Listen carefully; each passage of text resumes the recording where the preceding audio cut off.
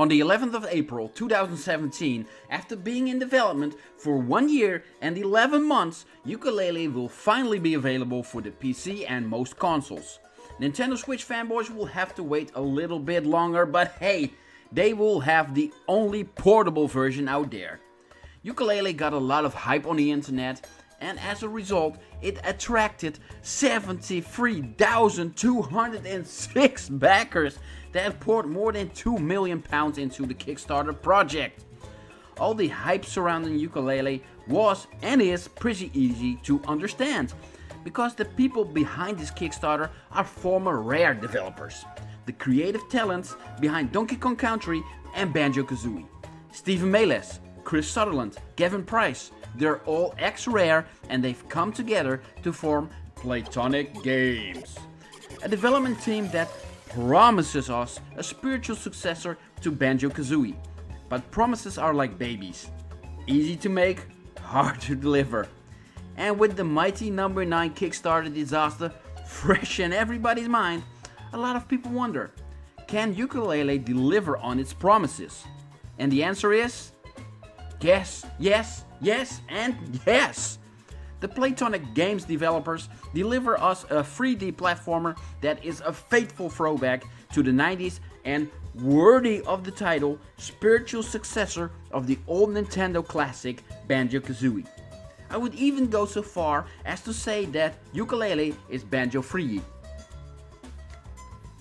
In Yooka-Laylee you control two characters that are working together simultaneously. Yooka, the green chameleon, and Laylee, the purple bat.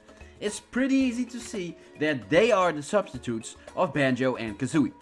And just like that duo, Yooka and Laylee each have their own abilities. So what's the plot? What's the story behind Yooka and Laylee's adventure?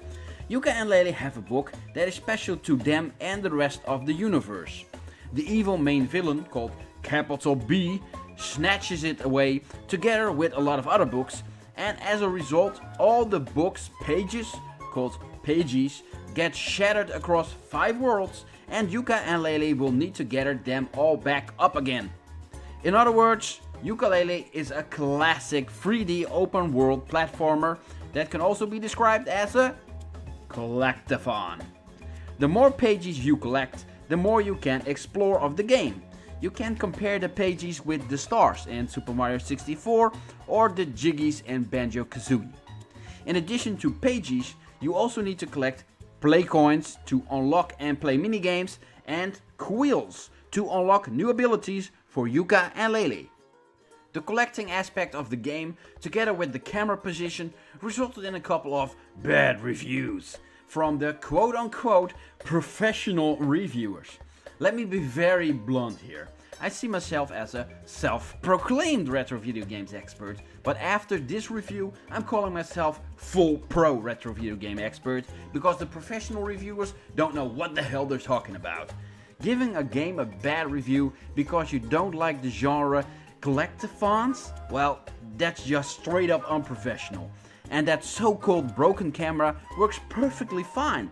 It just uses old techniques that you are familiar with if you played Banjo-Kazooie or any other platform game on the N64.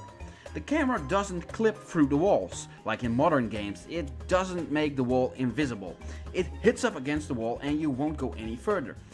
Is that a broken camera? Hell no. That's just using old camera techniques.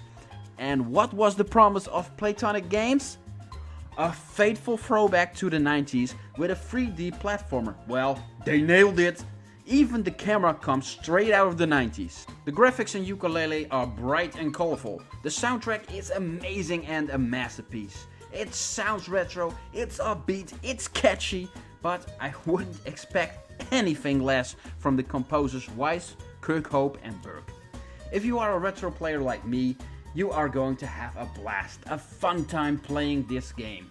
But if you are a younger player that is expecting a polished Ratchet and Clank game that is going to hold your hand tutorial style, you are getting a nasty surprise, youngster. That's it for this review. I hope you liked it. Don't forget to comment, like and subscribe.